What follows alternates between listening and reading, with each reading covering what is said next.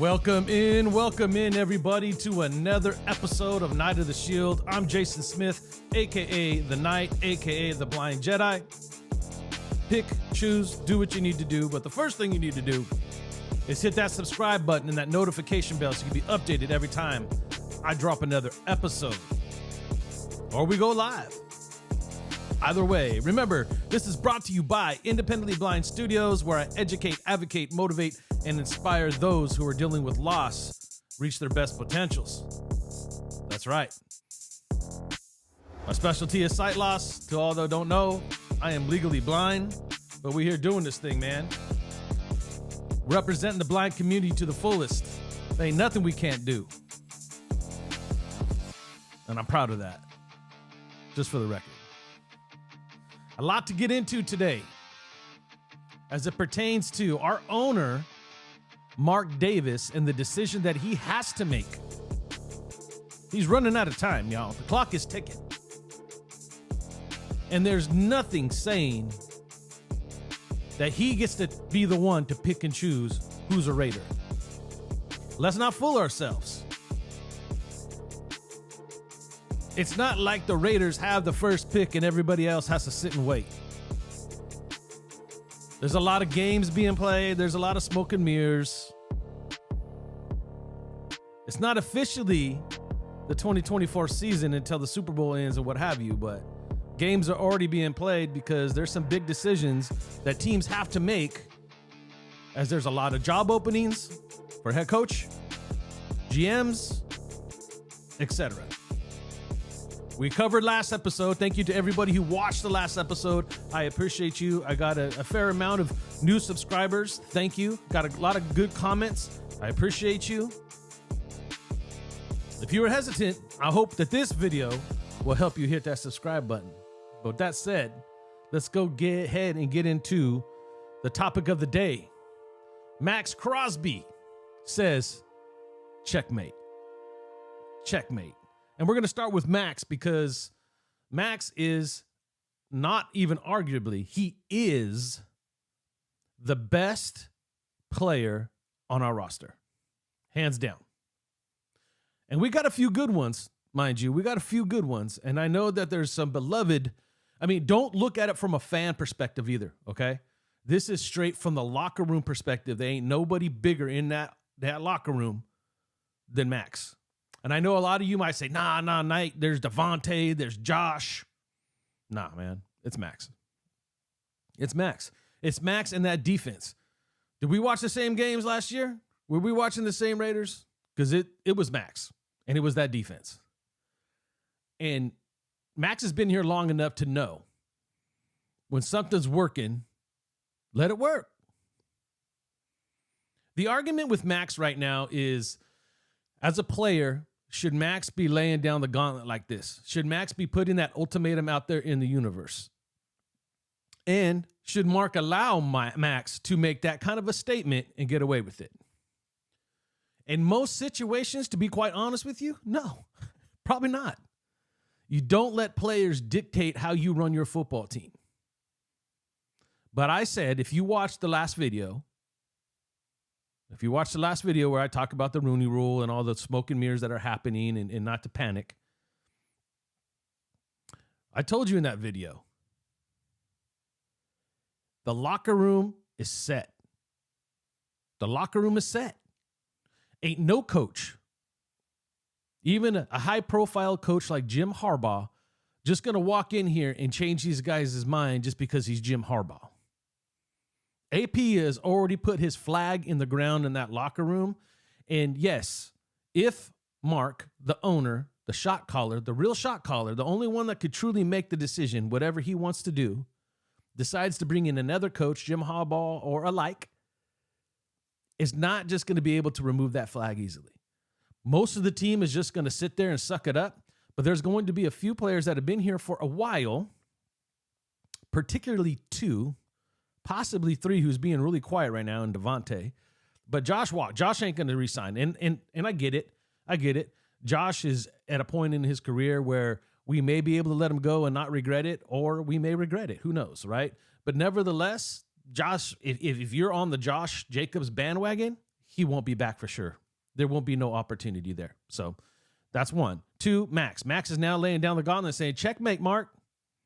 Checkmate. And Devontae's quiet. Devontae hasn't said nothing yet. Devontae's offense, though. I don't think AP affects Devontae, nor should it affect Josh as much as Max.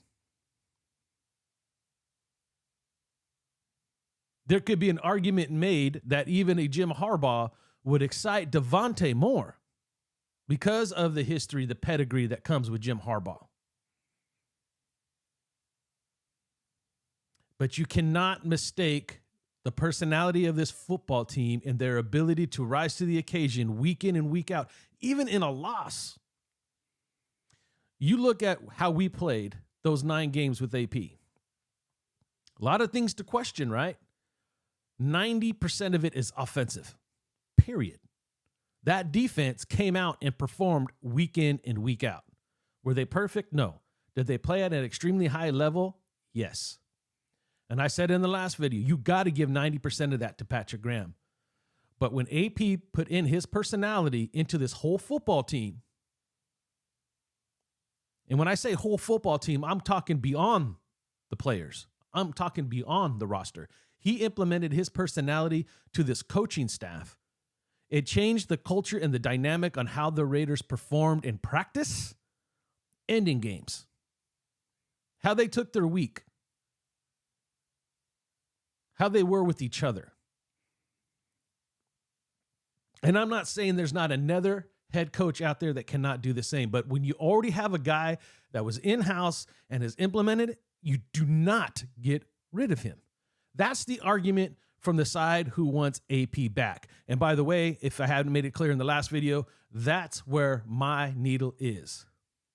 And all of us understand that if they were to go Jim Harbaugh, it's going to suck, but we would understand from a resume perspective. Hey, Jim Harbaugh is a good coach. And I'm about to make my argument about that here in a minute of why I want AP over Jim Harbaugh. The main reason, there's a few actually, that I want AP over Jim. And we just talked about one of them. You don't mess up a good thing, man. This is so different than Rich Bisaccia, you guys. You guys have no idea. Rich Bisaccia took a good team. Everybody wants to talk about, oh, they were broke. Yeah, they were hurt, but they weren't broke. That was still a football team that had the trajectory of playoffs that year under John Gruden, who implemented the same offense. Nothing changed offensively. Nothing changed defensively. The only thing was Bisaccia came in a lot like AP and kept that team together through love, honesty, and caring for his team. Completely different than what AP did. AP came in to a broken situation. A broken situation. This team was just like, what? Like, this is a joke. And he came in and raised the level up, even offensively, as horrible as it was. But there's reasons for that. The offense is the reason why we lost those 4 games. I remember after the first Kansas City game, we always, a lot of people were saying, not me, but a lot of people were saying, AP just got out coached. He's no Andy Reid. No, he's not no Andy Reid. Andy Reid has a resume himself and a pedigree that's unmatched right now in current coaches, especially in the last 4 years. But he was a damn good coach in Philly, too. Sean Payton came in. Sean Payton has that same respect around the league as a coach that turned around the New Orleans Saints and took them to a Super Bowl and had them playing at a high level, and they had a lot of talent. That talent that you still see there today with Kamara and the boys, that was all Sean Payton. Or part of what Sean Payton helped bring there and coach and develop anyway.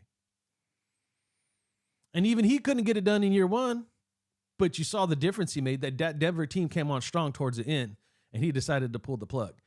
Sean Payton's being methodical. He saw something and said, hey, this is what I need to do. And I think it's quarterback based, and we're going to have our hands full next year. We're going to have our hands full next year. We better be prepared. Now, what's the real problem here, though? It's with Mark, right? And I'm going to be fair to Mark, because if you guys follow this channel enough, hey, J.O., much love, man. This part of the show is for you, bro. I'm a supporter of the Shield all day, every day. I'm a supporter of the Davis family all day, every day. And I will say this, and I want everybody to hear me very clear, okay? Mark Davis cares for this football team. He cares for this organization, and he cares for the fan base. And he wants to win. He wants to win.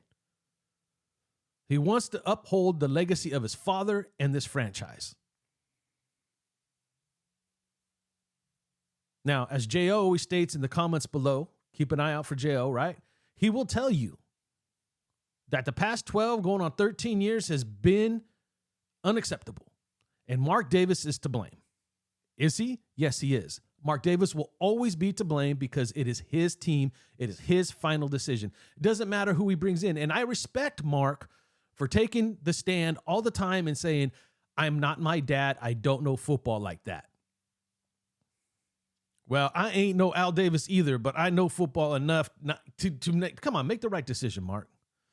And in this situation, there's no wrong answer per se if you're looking at the coaches and what they've already shown you, right? The biggest difference is, Mark, is your team's bought in. One of the hardest things to do, because coaching is more than X's and O's. It just is. It's not about just putting up the right scheme and the right game plan. It's having the ability to lead men. We can lead kids all day. They're more responsive. They look for that. They want that structure in their life. Men, it's a little bit different. You have to have a better ability to connect with men, grown men to grown men, to get them to respond to what it is you're selling them. And AP did that day one. And again, not just to the players, to his staff. Mark has to see that. Mark has to see it. I'm gonna use the reference of Mike Tomlin, Pittsburgh Steelers, hired to be the Steelers head coach at 34 years of age and has yet to have a losing season. Do you know how hard it is to win a Super Bowl in the National Football League? Dynasties don't just happen, man. They don't. They're very rare. They're very rare. But you have to understand, Mark, that winning puts butts in the seats. You want to make a big splash for marketing? Just win, baby. It's in our logo. Just win. And if you give AP the opportunity, what you need to think about, Mark, and it's to me in my brain, and when I look at the situation, it's simple to me. I'm thinking longevity. We're talking about 40 years of inconsistency, man. 40 years of inconsistency. We have an opportunity, if you hire the right pieces and build the right structure and accountability in this organization, to change it. Yes, Super Bowl is always going to be the goal.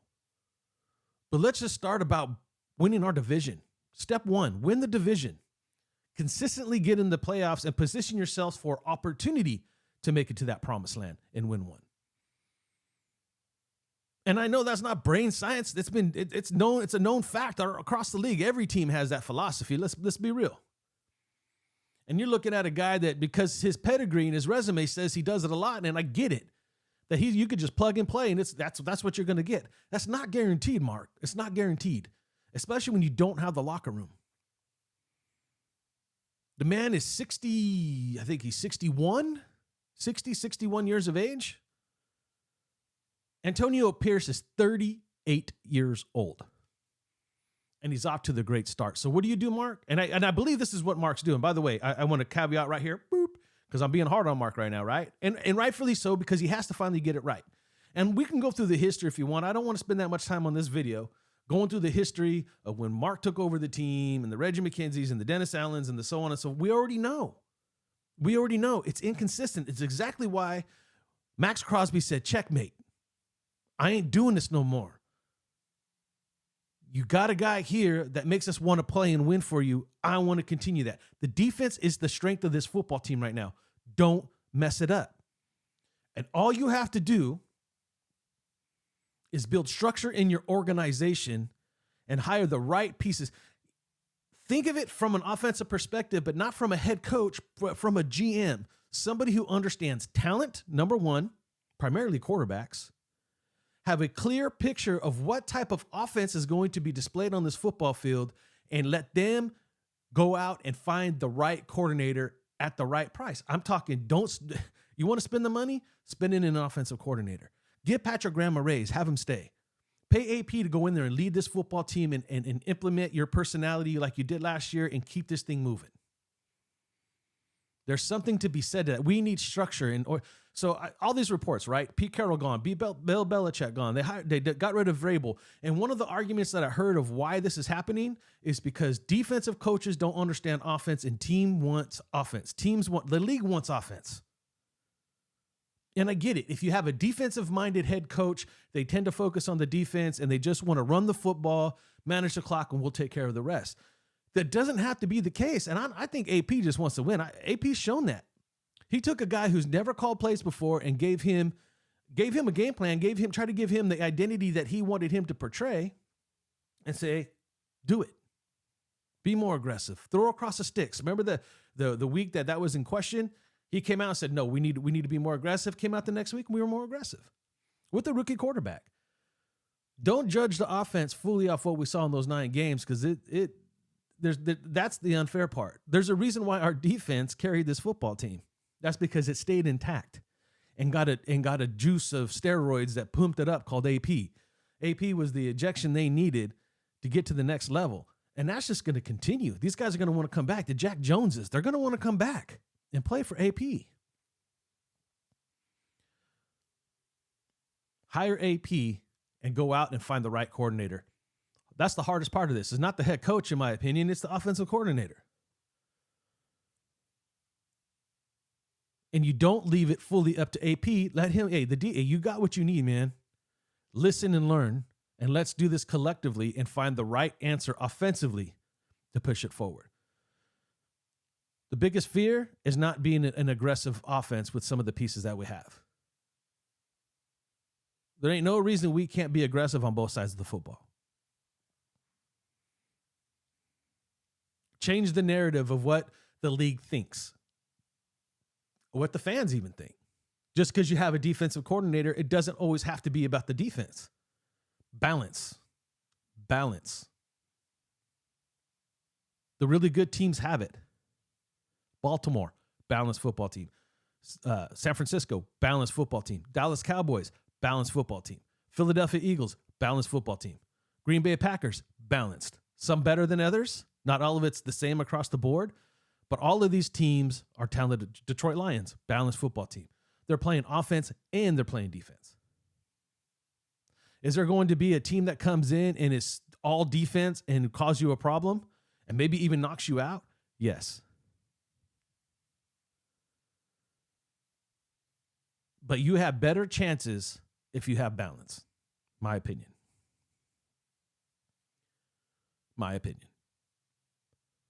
Jim Harbaugh's not a bad coach. Jim Harbaugh will not necessarily on any other occasion be a bad decision, but AP is the right decision. The right decision. And it's not about making Max Crosby the shot caller because he's putting it out there, I want to trade. No, it's not about that. It's about somebody in your organization that is well-known, well-loved, well-liked, saying enough is enough. And guess what? I don't want to play for another and another and another. Don't want it. Don't want it. And I don't blame them. Devontae's been hitting at it for a while. They're done, man. They're just done. Like, you got it right. Let's just stick with what we got. And I think that's Mark's plan. Because there's no report stating that Jim Harbaugh has the Raiders targeted. There's, like we talked about that in the last one, right? There's a lot of good landing spots for Jim Harbaugh. There's been no Jim Harbaugh report guaranteeing us anything. And I know that Jim Harbaugh's team is keeping it really quiet anyway, but I don't care. If Jim Harbaugh wanted the Raiders and the Raiders wanted Jim Harbaugh, there's nothing to hide even at this point. it would already be out there because that would be the decision. So I do believe it's going to be Antonio Pierce. Mark my words. And it's not because of Max Crosby. Max Crosby is just making sure, because Max obviously ain't there. He's not one of the consultants for Mark Davis. And he's just letting it be known, hey, Mark, I'm here, man, and I'm your best player. The team loves me. I love the team. But more importantly, we all love AP, and I'm putting my flag in the stand now. Now I'm putting my flag right next to AP in the middle of that locker room, and this is what we want, Mark. Don't mess it up. And it's important because, like I said at the end of the last video, I don't care if it's Jim Harbaugh, Bill Belichick, you want to bring in Pete Carroll, Mike Vrabel, I don't care. Bring in all the big dogs that are out there that have lost their jobs, by the way, because primarily because of age. And just, the owners feeling that they're long in the tooth and it's time to go younger or whatever they decide to do. It looks like younger, right? Changing of the guard. But even as the names that they have, they're not going to just be able to win this locker room just because you hire them. I want to talk about hitting that reset button and rebuilding? Hire someone outside of AP. I don't think it'd be smart. Pay your coordinators. This is a scenario we haven't seen in a very long time where a coach coaches. You're hiring your head coach to be the head coach, the manager, the motivator, the one that inspires him day in and day out, week in and week out. Not only his players, but his coaches. Coach, let's go. This is the game plan. This is the identity we want. This is our goals. This is what we're trying to accomplish. Now go get me it. And then the coordinators go do it. And if they don't, then guess what? AP's got to step in and fix that. If AP don't step in and fix it, then the GM got to tell AP to go fix it, and so on and so forth. Structure, accountability, production. It's already been implemented for 9 games. The only thing we're missing is the right offensive coordinator and the right quarterback. And we could argue that in the offseason. If you're new here, hit that subscribe button, that notification bell, so you can be updated every time I upload a video or go live. Remember, the mission here is for me to support those who are going through sight loss or loss in general. I have a few things happening. If you want to go to my Twitter, it's at Night Live. I'll be making some changes there in the future. There's a Project Athena, the thing I did last November. I'm raising money. You want to help support this channel moving forward, go help me complete that mission of supporting people who are dealing with sight loss or loss in general. It would mean a lot to me, to my community, and to the Raider Nation community, because we stand up and we support things that matter here. I'm not here to make money for myself. I'm here to support those going through loss. I have an 8 to 5. I love my 8 to 5. Love my job. I love working I work with the blind. That's what I do. I already got that part of it down. This is a side project, a side hustle for me to support other people to help find independence through activity. So I appreciate every single one of you. I will see you soon, hopefully, to talk about the hiring of Antonio Pierce. Till next time, stay Raider strong. Night out.